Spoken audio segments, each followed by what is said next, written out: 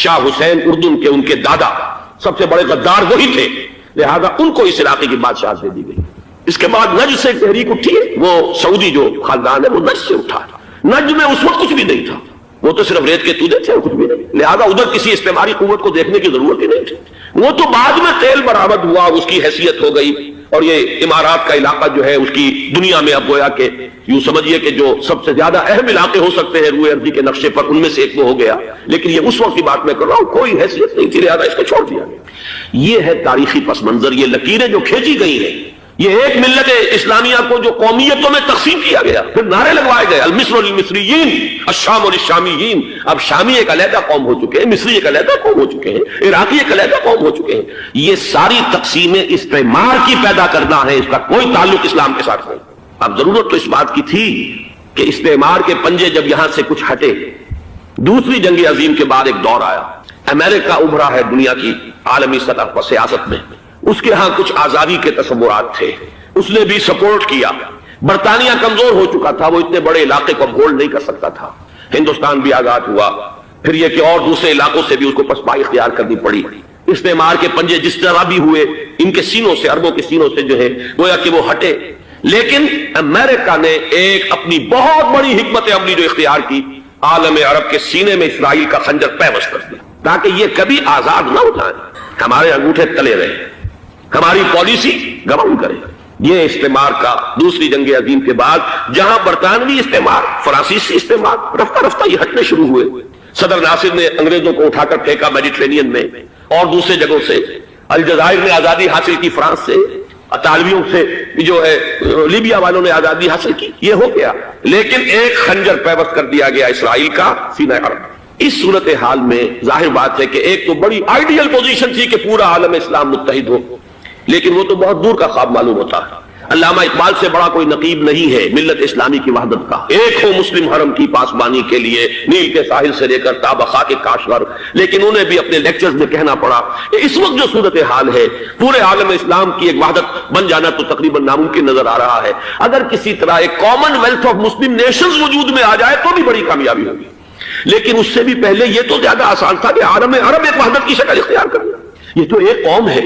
اکثر و بیشتر ایک نسل یا زیادہ دو نسلیں کہتی ہیں، شمالی افریقہ میں بربر نسل بھی ہے، باقی تو سب عرب ہیں۔ یہ پورا عالم ایک نسل، ایک زبان، پورے اتنے رقبے کے اوپر بولے جانے والی ایک زبان، یہ تو ایک ہو جائے۔ افسوس یہ ہے کہ اس کا ایک ہو جانا، ایک شخصیت ابھری تھی جو مذہبی مزاج کی شخصیت تھی، جو دینی مزاج کی حامل شخصیت تھی، اگر اس کی قیادت میں عالم عرب متحد ہو جاتا تو واقعتاً ایک بہت بڑا جو ہے مرحلہ وہ طے ہو جاتا پوری عالمی ملت اسلامیہ کی ایک وحدت اختیار کرنے کا۔ وہ شخصیت تھی شاہ فیصل شہید کی، اور اس لفظ کے ساتھ ہی آپ کے ذہن میں آ گیا ہوگا کیوں انہیں شہید کر دیا گیا، کس نے کیا کرایا، کہاں سے تعلیم حاصل کر کے آیا تھا وہ جس نے شہید کیا شاہ فیصل شہید کو، اس کی گردن پر کون سوار تھی، وہ یہودی لڑکی کے جس کے فوٹو بھی شائع ہوئے، ایک گردن پر اٹھائے کھڑا ہوا شہزادہ اپنی ایک یہودی دوست کو، لڑکی کو، اور وہی ہے کہ جس نے جا کر پستول سے شہید کیا ہے۔ جہاں میں اچھی طرح جان لیجئے، جیسے بارہا میں نے عرض کیا ہے کہ حضرت عمر کو شہید کرنے والا کہنے کو ابو لولو فیروز تھا، لیکن اس کے پیچھے پورا ایرانی نسل پرستی کا جو پورا پس منظر ہے، اسے تو ہر شخص جس کی ذرا بھی نگاہ جو ہے جو صرف منظر کو نہ دیکھ رہی ہو، پس منظر کو بھی دیکھنے والی ہو، وہ تو جان دے گی کہ ابو لولو فیروز ایک فرد کا نام نہیں تھا، وہ ایران کا انتقام تھا عالم عرب سے۔ بالکل اسی طریقے سے یہ امریکی استعمار کا ہتھ کنڈا تھا، اسے محسوس ہوا۔ شاہ فیصل مذہبی مزاج کا شخص، یہ ابھر رہا ہے، اور یہ شاہ فیصل کی حکمت عملی کا ذرا آپ اندازہ کیجئے۔ لاہور میں سمٹ کانفرنس ہوئی، اس میں وہ آئے،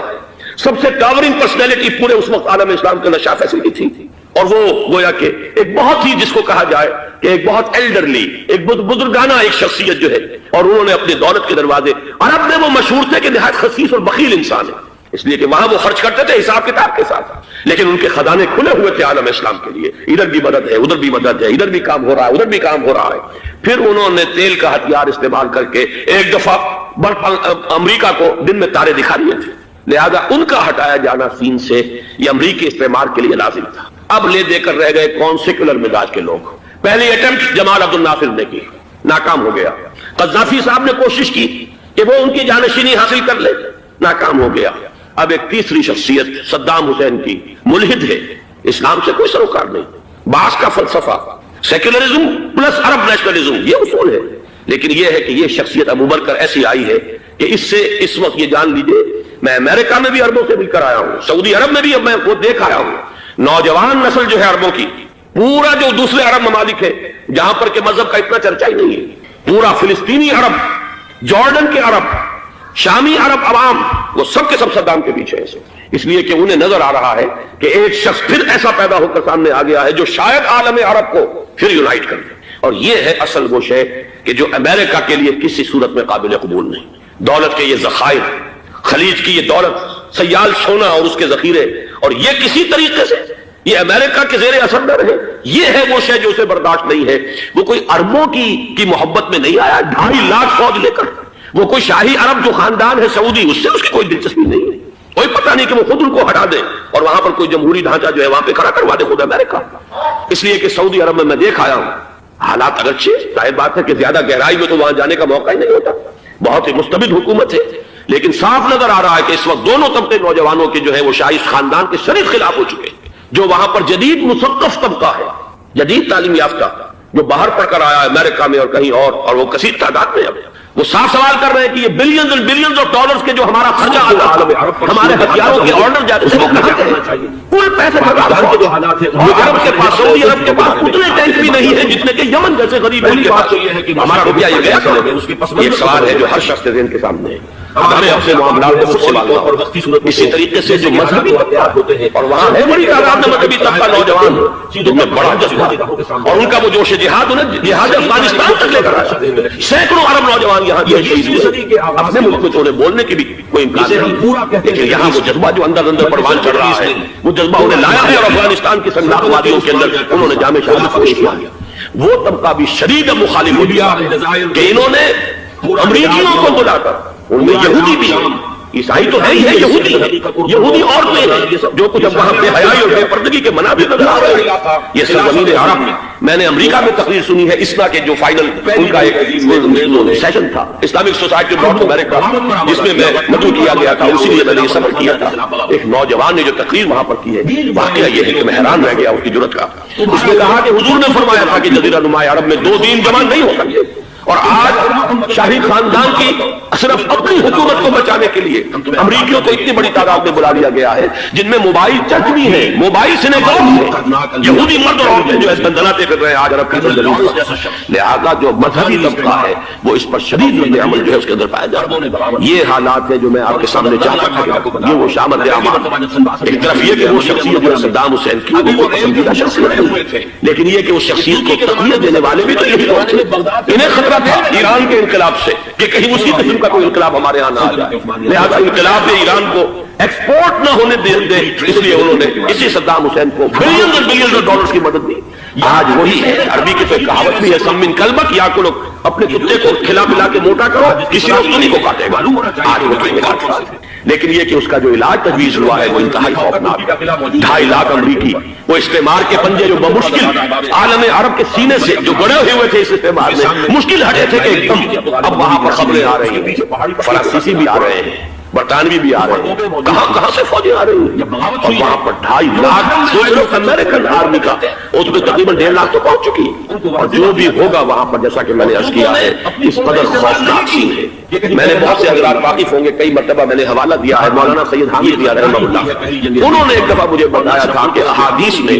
جو قرب قیامت کے حالات و واقعات کی پیشن گوئیاں ہیں، ان میں یہ ہے کہ وہ جو آخری جنگ ہونی ہے جو کہ دجال کے خلاف ہوگی مسلمانوں کی، اور جس میں کہ حضرت مسیح علیہ السلام کا نزول ہوگا جس کے سلسلے میں، اس سے پہلے ایک جنگ ہوگی بہت خوفناک، بہت خوفناک، اور عجیب الفاظ ان کے یہ تھے کہ اس میں ایک طرف مسلمان اور عیسائی اور یہودی تینوں ہوں۔ یہ بات سمجھ میں نہیں آتی تھی کہ مسلمان اور یہودی ایک جگہ کیسے جمع ہو سکتے ہیں۔ آج وہ نقشہ نظر آ گیا، آج اسرائیل، امریکہ، سعودی عرب، بلکہ چلتے آئیے مصر، اسرائیل، سعودی عرب اور جو بھی ان کے حواری ہیں وہ سب ایک ساتھ میں کھڑے ہیں، اور ان کے اوپر سیادت کس کی؟ امریکہ کی۔ وہ نقشہ آ گیا،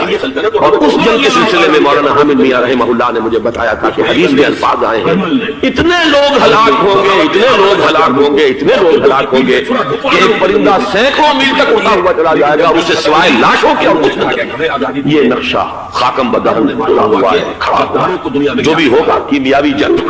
کیمیاوی وارفیئر، اور پھر اس کی کبھی کوریا کے بارے میں اندیشہ تھا کہ یہ درندے خدا کی دھرتی کو، کوریا کی غریب بستی کو ناگاساکی بنا کے چھوڑیں گے، ہیروشیما بنا کے چھوڑیں گے۔ آج وہ صورتحال جو ہے عالم عرب، heart of the Arab land, اس پر یہ صورتحال بالکل کھڑی۔ اس میں ہمیں کیا کرنا چاہیے؟ میں نے یہ چاہا کہ پورا پس منظر آپ کے سامنے، صرف وقتی تھا کوئی ایک نعرہ، وقتی سی کوئی ایک خبر، اس کے حوالے سے ایک جذبات کا معاملہ، پورا ایک پس منظر سامنے رکھیے۔ اب آپ کو شاید میری باتیں جو ہے وہ سمجھ میں آ جائے۔ نمبر ایک،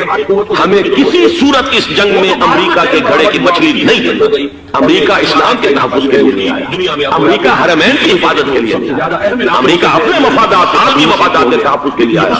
اور زیادہ سے زیادہ آپ کہہ سکتے ہیں کہ وہ سعودی شاہی خاندان کی حفاظت کے لیے آیا۔ اور بڑا عمدہ مضمون چھپا تھا پچھلے، بلکہ ابھی تک وہ تازہ ہی ہے جب تک نیا نہیں آتا،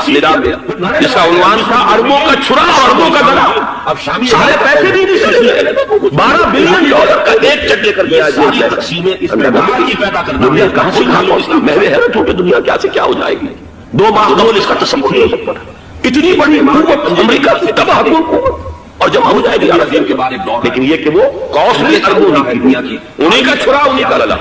ہمیں کرنا یہ چاہیے، اللہ تعالیٰ ہماری حکومت کو، ہمارے سیاستدانوں کو، ہمارے ذمہ دار لوگوں کو ہدایت دے، وہ امریکہ کے گھڑے کی مچھلی نہ بنے۔ اس کے تحفظ کے لیے یا شاہی خاندان کی حفاظت کے لیے بہت کچھ انہوں نے عیش کر لیے، کافی عیش کر لیے۔ باقی یہ کہ اب جو کچھ ہونا ہے وہ ہونا ہے۔ حرمین شریفین کو تو خود عرب کے لوگ کہتے ہیں کہ کوئی خطرہ نہیں ہے، سارا جھگڑا تو تیل کی دولت کا ہے۔ وہ تیل کی دولت جو ہے وہ شمال مشرقی کونے کے اندر ہے، بلکہ یہ کہ جو رد عمل پیدا ہوا عالم اسلام میں اور سعودی عرب میں خود ان کے مذہبی نوجوانوں میں امریکی فوجوں کی آمد کے خلاف اس کا جواب دیا گیا رابط عالم اسلامی کی طرف سے کہ یہ جنوبی جنگ کا محاذ ہے، جو فوجیں ہیں یہ حرمین سے جو 1500 کلومیٹر دور، تو حرمین کو تو خطرہ نہیں، خطرہ ہے امریکہ کے عالمی مفادات۔ آج آپ کو معلوم ہے دنیا دو طبقوں میں بڑی ہوئی ہے، ریچ اینڈ دی پور۔ یہ جو اقوام ہیں جو 6-7 قومیں شمار ہوتی ہیں دنیا کی دولت مند قومیں، ان کے لیے خطرہ ہے کہ یہ اگر ہم ان کا جو سب سے بڑا ذریعہ ہے اس کا صنعت کا یہ تیل اگر ان کو کچھ ہو گیا تو اس کی سب کی اکانومی جو ہے ایک دم دھڑام سے زمین پر آ جائے گی، وہ بھی برابر ہو کر آ جائے دنیا کے دوسرے ملکوں کے۔ یہ اس کی حفاظت کے لیے آیا۔ ہمارے نوجوان کو آج میں سوچ رہا ہوں کاش کہ ہمیں معلوم ہو، ہمیں وہ تاریخ دہرانی نہیں چاہیے کہ ہم نے پہلی جنگ عظیم میں انگریزوں کے استعمار کے پنجے کروانے کے لیے اپنی جانیں دی۔ پنجاب کا نوجوان، پنجاب کا مسلمان سپاہی بھی جا کر LNP کو قبضہ دلوانے کے اندر اور بغداد پر قبضہ کرانے میں اس کے تعلق کیا، اس کی مدد کے حال پیدا ہو، کیا آج بھی وہی چھوڑائے گی؟ آج ہمارا فوجی جائے گا امریکہ کے اس کے مفادات کے لیے۔ پہلی بات ہونا کیا چاہیے؟ پہلی کوشش یہ ہو کہ یہ بین الاسلامی مسلمان امت، امریکی فوجی جائیں، فرانسیسی جائیں، برطانوی جائیں، ہاں اس صورت میں میں کہتا ہوں پاکستان کا ایک ایک بچہ وہاں جائے اور اپنی جان قربان کرے، اس لیے کہ یہ قرآن کا حکم ہے۔ بَإِن طَائِفَتَانِ مِنَ الْمُؤْمِنِينَ اقْتَتَلُوا فَأَصْلِحُوا بَيْنَهُمَا فَإِن بَغَتْ إِحْدَاهُمَا عَلَى الْأُخْرَىٰ فَقَاتِلُوا الَّتِي تَبْغِي حَتَّىٰ تَفِيءَ إِلَىٰ أَمْرِ اللَّهِ فَإِن فَاءَتْ فَأَصْلِحُوا بَيْنَهُمَا بِالْعَدْلِ وَأَقْسِطُوا إِنَّ اللَّهَ يُحِبُّ الْمُقْسِطِينَ۔ امت مسلمہ کو حکم دیا گیا اگر مسلمانوں کے دو گروہ لڑ پڑے تو تم صلح کراؤ، اور اگر ایک فریق زیادتی پر تلا رہے اڑا رہے تو اب سب مل کر اس سے جنگ کرو، یہاں تک کہ اسے اللہ کے حکم کے آگے جھکا سکے۔ پھر اگر وہ اللہ کا حکم مان لے، صلح پر آ جائے تو پھر ہم لوگ اس کے سامنے صلح کرا دیں۔ یہ ہمیں حکم ہے مسلمانوں کو حکم، لیکن یہ کہ یہ امریکی آ رہے ہیں اور امریکی استعمال اور امریکی مفادات اور اس کے لیے جو ہے پاکستان کا مسلمان سپاہی بھی جائے، میرے نزدیک اس صورت میں صحیح مطالبہ بھی ہو رہا ہے۔ آج ہی غالباً ایک انٹرویو آیا ہے شاہ حسین کے بھائی جو ہے حسن بن طلال، ان کا انہوں نے بھی یہ کہا ہے کہ اس کو مسلمانوں کو آپس میں اس معاملے کو طے کرنا چاہیے، اس قضیے کو امریکی فوجوں کو یہاں سے فوراً، اور یہی بات میں یقیناً تائید کروں گا، تحسین کروں گا، یہی موقف ایران کا۔ ایران کے خلاف جو UN کے سینکشنز ہیں کہتا ہے اس کی پابندی کریں گے، لیکن امریکہ کو یہاں سے نکلنا چاہیے۔ یہ مسلمانوں کا اپنا معاملہ واپس کو طے کر، پاکستان کو بھی یہی موقف اختیار کرنا چاہیے پوری قوت کے ساتھ۔ اس میں کوئی بھی اگر کمزوری ہو رہی ہے تو در حقیقت یہ گویا کہ ہم امریکی استعمار کے ہاتھ میں اس کا اعلی کار بن کر، کھلونا بن کر استعمال ہو رہا ہے، جو کہ ہمیں کسی صورت میں نہیں کرنا چاہیے۔ اگر یہ بھی ناکافی ہے تو دوسرا ایک اور مسئلے کا حل موجود ہے، اس سے براڈر سطح پر کہ غیر جانبدار ممالک اگر کوئی ہے उनको भी इस नजरिए के अंदर शामिल किया जाए। एक तहरीक थी किसी जमाने में काफी बड़ी थी, लेकिन ये कि वो भी अगर इसके अंदर शामिल हो जाए, लेकिन अमेरिका, रशिया, ये तो जाहिर बात है सुपर पावर है, इनके मफादात है, आर्मी और ग्लोबल मफादात है। लिहाजा अव्वल तो ये होना चाहिए कि बैनुल इस्लामी मामला बनाकर उस सूरत में जैसा कि मैंने अर्ज किया हमारी पूरी फौज भी जाए, अल्लाह पर तवक्कुल करके। पाकिस्तान का मुहाफिज अल्लाह होगा, अगर अल्लाह के हुक्म के ऊपर अमल करते हुए मुसलमान यहाँ से जाए और जाकर वहां पर जो है अपनी जाने देने को तैयार हो जाए। लेकिन अगर ये इसमें भी काफी न हो तो जो भी गैर जानिबदार ममालिक है उनको भी इस मामले के अंदर शरीक किया जा सकता है। मगर जाए आखिर अगर पाकिस्तानी फौज जाए वो सिर्फ हरमैन शरीफैन के गर्दो निवाह में उनको डिप्लॉय किया जाना चाहिए। अगर खुदा न खास्ता वहां पर कोई आंच आने की शक्ल पैदा हो जाए तो उसकी अर्ज़ पाक तेरी हुर्मत पे कट पड़े, हम उसके लिए मुसलमानों को तैयार है। इसलिए कि बहरहाल जहां तक अर्ज़ पाक की हुर्मत का ताल्लुक है वो हमारे ईमान का जुज़ है। बाकी बरतानवी मफादात, अमरीकी मफादात, सनअती ममालिक के मफादात या किसी शाही खानदान के मफादात, शाही खानदान ये जो गिरती हुई दीवारें हैं जाना है आज नहीं तो कल, लेकिन ये कि असल मामला है उम्मत का, असल मामला है उम्मत मुस्लिमा का, असल मामला है हरमैन शरीफैन का। लिहाजा इन दोनों चीजों को लाजिमन गड़बड़ न करें। आप हजरात के इल्म में है कि इससे पहले ईरान की तरफ से बार बार मुतालबा हुआ कि हरमैन को बैनुल इस्लामी कंट्रोल में दे दिया जाए और सऊदी अरब का उसके ऊपर से जो इंतजामी अमल दखल खत्म कर दिया जाए। मैंने कभी तायद नहीं की, इसलिए नहीं की कि मेरा मुशाहदा है, मैं गया हूं बाहर, सऊदी अरब की हुकूमत ने चाहे खुद भी बड़े बड़े महल बनाए हैं लेकिन हरमैन की खिदमत के अंदर भी कोई कमी नहीं दी गई। उस पर उन्होंने अरबों डॉलर उस पर भी खर्च किया, उसके ऊपर उन्होंने उस हज के इंतजाम पर पूरी हुकूमत जो है वो अपने आप को लगाए रख दी। लिहाजा इस एतबार से कोई कमी की बात वहां पर आई कि जिसके लिए जरूरत है उनका अमल दखल वहां से खत्म किया जाए। लेकिन ये सूरत हाल अब जो पैदा हो गई है ये बिल्कुल मुख्तलिफ है, उसे उसके कॉन्टेक्स्ट के अंदर देखा जाना चाहिए और उसी के हवाले से मैंने चंद आयत आपके सामने रखी। अब आइए पाकिस्तान की तरफ जो हमारा असल मसला, इसके तो हम सबसे बड़े जिम्मेदार हैं। इसकी भलाई है तो, बुराई है तो, इसमें खैर आता है तो वो भी हमारी कोशिश उसके लिए जरूरी है और वो तो सिर्फ लिहाजा उधर किसी इस्तेमाली कुव्वत को देखने की जरूरत ही नहीं, वो तो बाद में